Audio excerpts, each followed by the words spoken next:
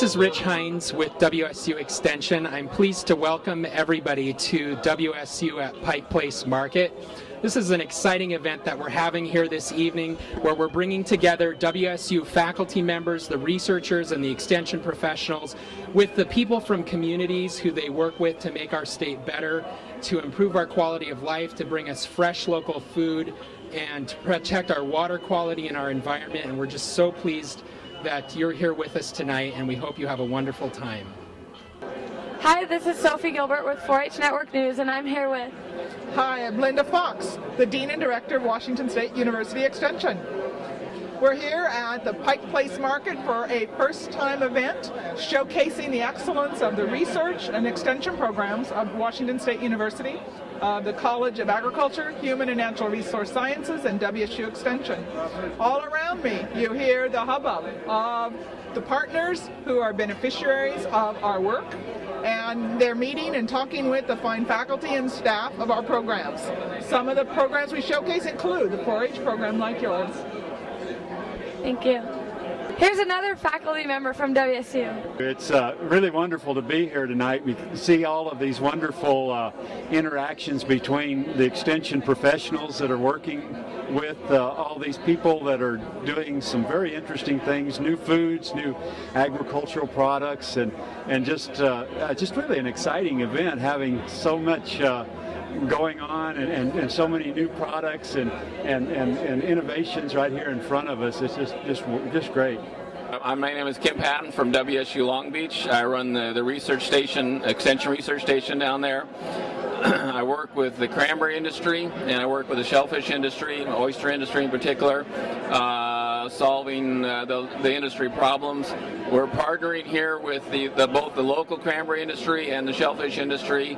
We're featuring a dried cranberry product, which is a delicious cranberry. It's going to be sort of the wave of the future, and we're just putting in a brand new, our Ocean Spray's putting in a brand new plant down in Aberdeen area, $20 million plant, which will handle all the cranberries on the West Coast.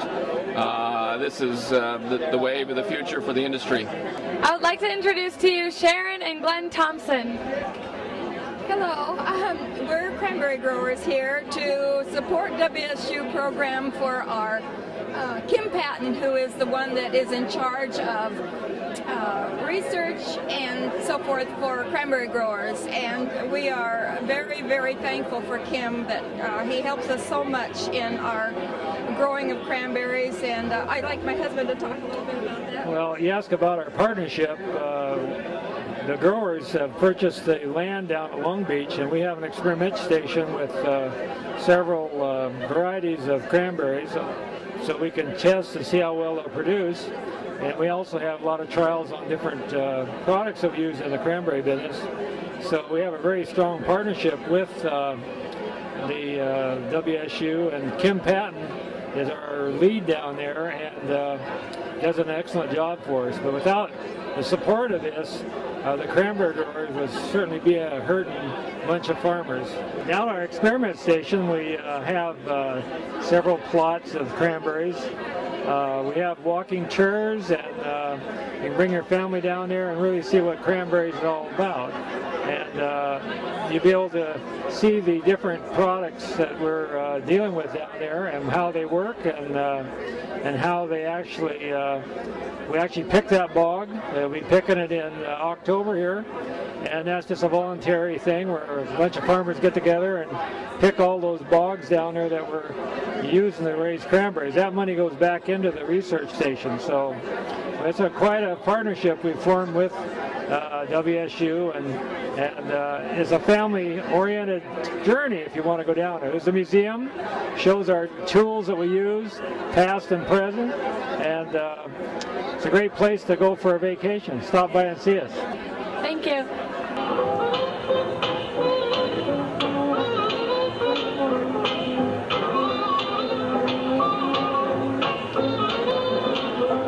I'm Dave Muleisen with the WSU Small Farms Program, and I work on small farms issues such as pest control, pest management issues that are critical to organic growers, and try to come up with new strategies to help solve these problems that are normally done with chemical control. And we try to come up with ways that non-chemical control methods.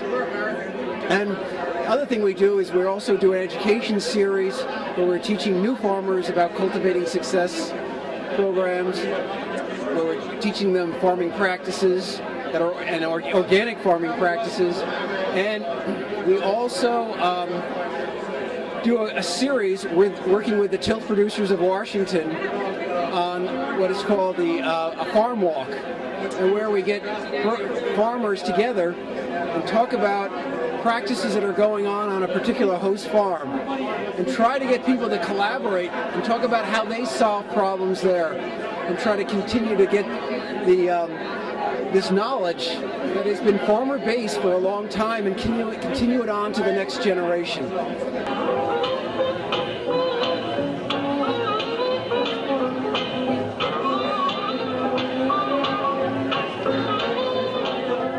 Hi, my name is David Granatstein. I work for the Washington State University Center for Sustaining Agriculture and Natural Resources.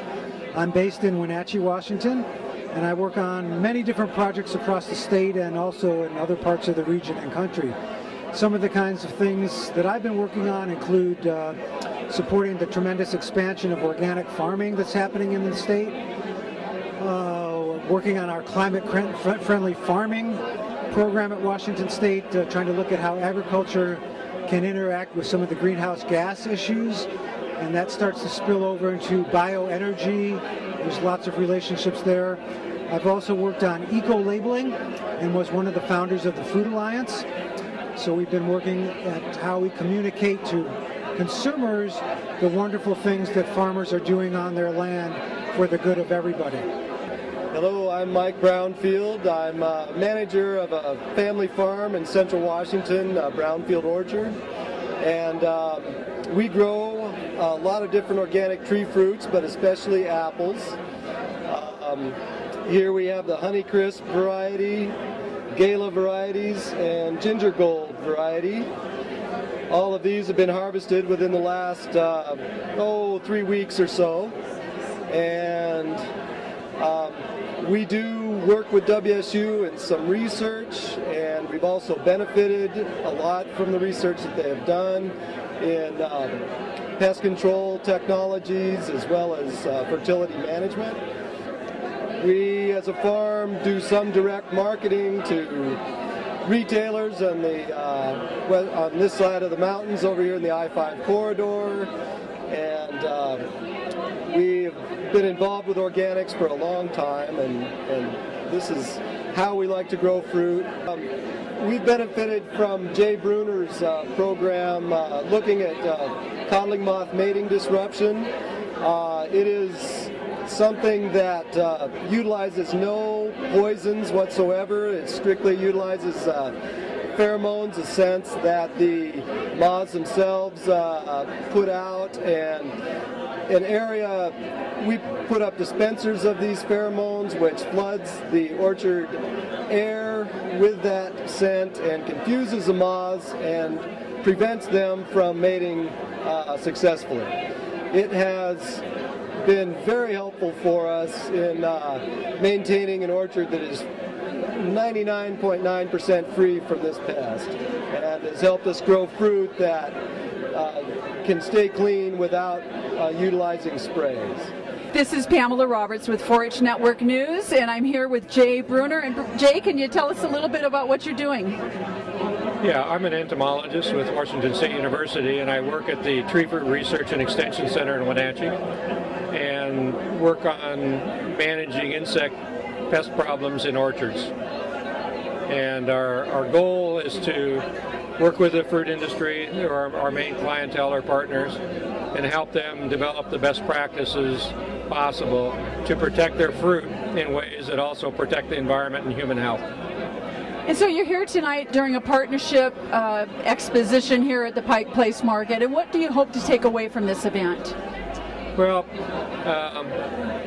the main reason I came was to support a partner that we have who produces organic apples, and Mike Brownfield. He works, has an orchard up near Chelan, Washington, And like all organic growers, he uses pheromones or mating disruption to control a key pest, codling moth, which is the worm that gets in the fruit. And without this technology, they wouldn't be able to produce a crop that they could harvest and sell. So we've developed the technology, the understanding how to use it, and they're actually implementing it. And he's showing and giving apples tonight to people that are basically the product of this technology. And that is a wonderful example of a partnership with WSU. Thank you. Thank you.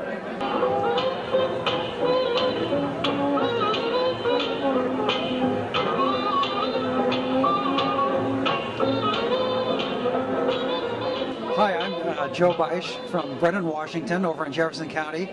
My wife Joy and I came to the event tonight to help serve, primarily because we hold food handler cards from Jefferson County. One of the things I want to talk about, and one of the things you observe at a function like this, is the special spirit that WSU seems to always bring to the table when you do something like this. I haven't been involved with WSU Extension very long, but it has been a terrific experience collaborating with several different entities in and around WSU to make the things that we try to do happen. And you can't be anything but impressed with the people and the spirit with which WSU infects the community. I'm here with Bon Appetit. We are very big on sustainable future, so we always order our produce and as much stuff as we can from local farmers, organic farmers. We bring in whatever we can that's local. We get our grass-fed beef and anything and everything to help the planet, pretty much. My name is Chad Sheldon, and I work with the Army Reserve Child and Youth Services, and this is part of a partnership with WSU Extension, Army National Guard, Army Reserve. We do programs for teens, youth, to do outreach because there's extension offices in every county.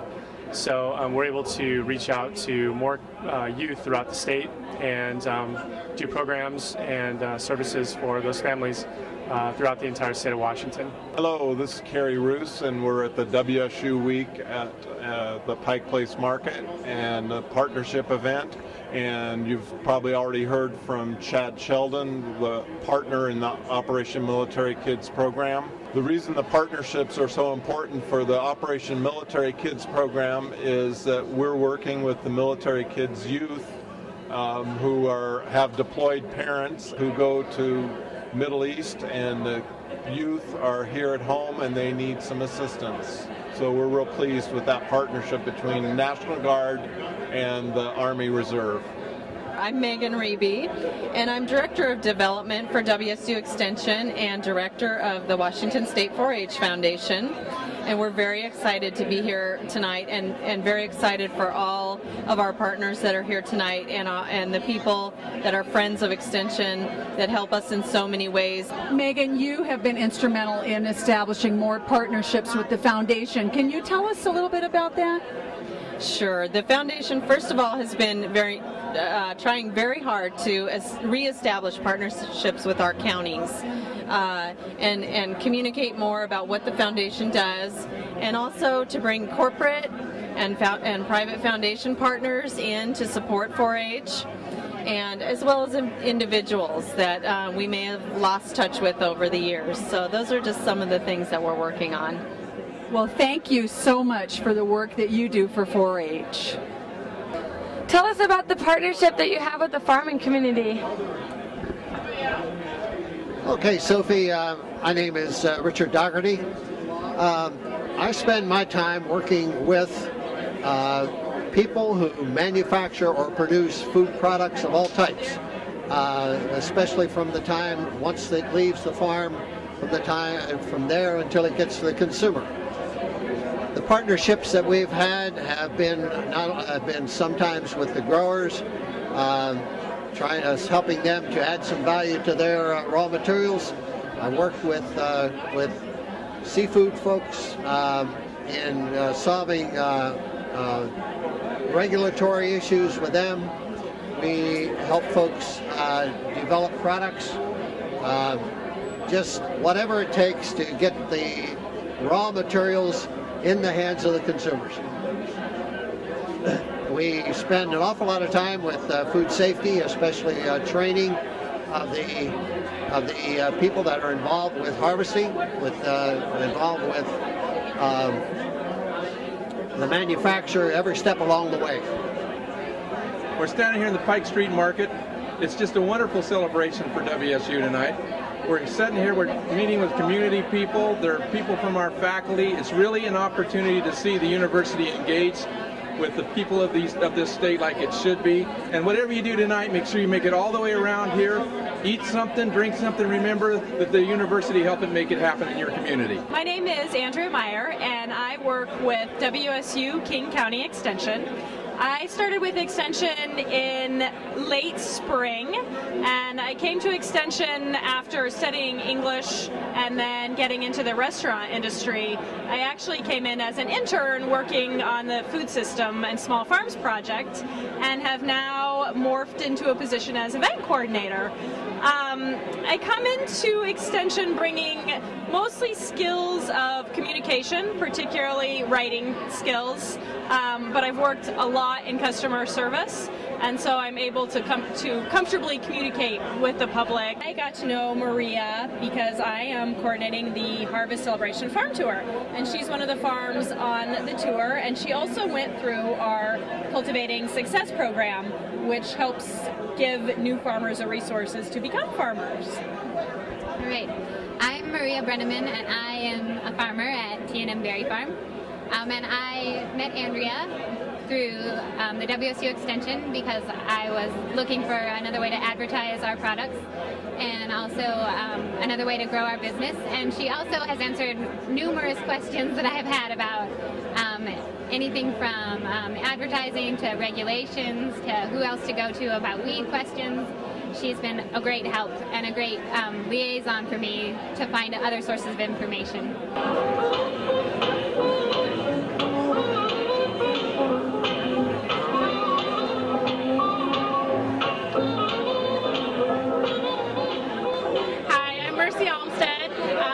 Extension Viticulture Specialist in Prosser, Washington.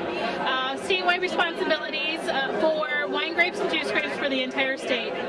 WSU has had a long partnership with the grape and wine industry in the state, all the way from the very beginning with Walt Clore, who came in late 1930s, and started planting grapes in the valley and throughout Washington state.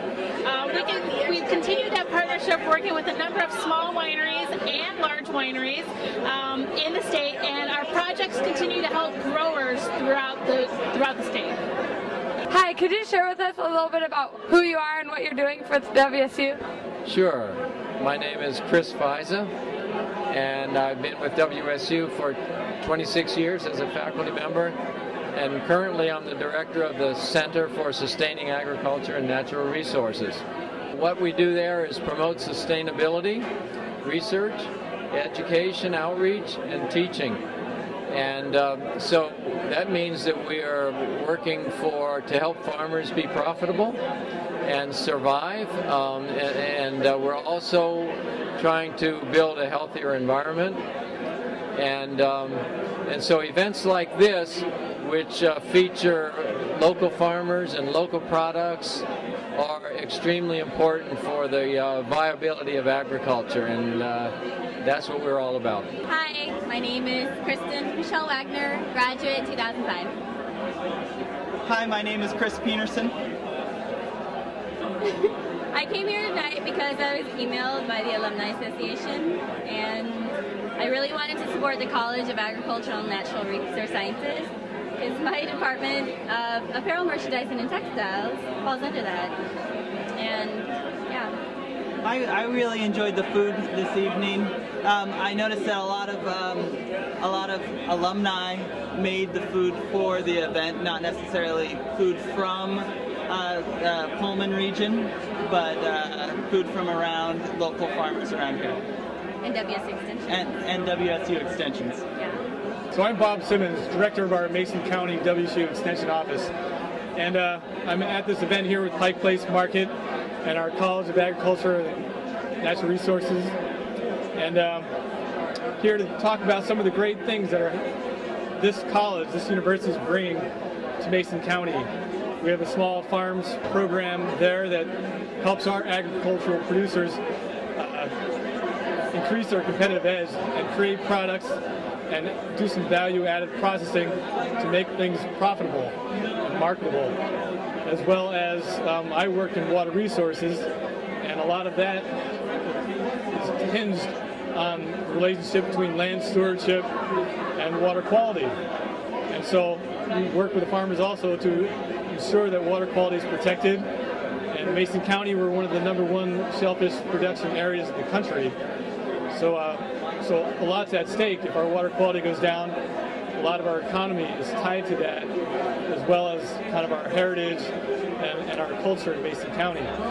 So natural resources is a critical part of Mason County, and I'm glad to be part of WSU's efforts to make them sustainable in the future. Hi, my name is Drew Zimmerman, and I'm a volunteer cooperator at the WSU Research Station in Mount Vernon. I'm working with the fruit horticulturist there, Gary Moulton, on a cider apple trial program. We've taken apples from France and England that are grown only to make a hard cider beverage. You don't eat these apples. They're bitter and astringent and woody, and you spit them out. But when you express the juice from them and ferment that juice, you make a wonderful full-body product that has an astringent finish, much the way red wine does. So what we're doing is we're growing these apples to see what kind of, yeah, thanks a lot, to see how well they grow in the Puget Sound region. The climate in southern England and northern France is very similar to Puget Sound. So theoretically, their apples that they've grown there for centuries should do well here, and surprise, they do. They're also quite disease resistant. But then, if we can grow these trees and grow these apples, what the heck are we going to do with them? We can't eat them. So we make varietal ciders from them, and from these ciders, we try and determine the characteristic that apple brings to the cider. Unlike wine grapes, cider apples don't make a very good varietal product. They're unbalanced. They're missing elements, each variety. So what you do is if you identify the characteristic of that apple, you can mix and blend those to make any kind of product that you may have. So what I've done as a result of this research is I've had the opportunity to partner with a couple of folks in a cidery and a winery in the Skagit Valley. And from the work we've done there at the station, I'm able to produce a couple of products. One, is it okay if I hold this up? One of them that's made from dessert apples, mainly Jonagold, which is a signature apple in the Skagit. And another one that is kind of getting low here, but it's made from the bittersweet apples from Europe and aged in a barrel. So I don't know. That's what I have to say. If you're interested in learning about hard cider, contact or take a look at the WSU Mount Vernon website there. There's quite a bit of information. Also, there are some bulletins available that we publish. Hard cider was once our national beverage. From colonial times up through about the 1850s, there was more cider drunk per capita than all other liquids combined, including water. One of the problems with water was that we didn't have municipal water sources, and you could get deathly ill from drinking water. There was cholera, there was typhoid, there was amoeba, dysentery, other illnesses. But you know, the cider that people made from their homestead farms and orchards, because it had a small amount of alcohol in it, maybe 4, 5, 6%, bacteria couldn't live in it. So the cider was always healthy. Actually, they used it as the family beverage. They used it to trade as a commodity to give to the doctor for delivering the twins or the goat or the calf. They got 2 chickens and a pig and a bushel of corn for a half barrel of cider, and everybody drank it. Guests did, kids did, the family did. When they were done with the cider, or if the cider level got too low in the barrel, it would turn to vinegar, and then they'd use that to preserve their food.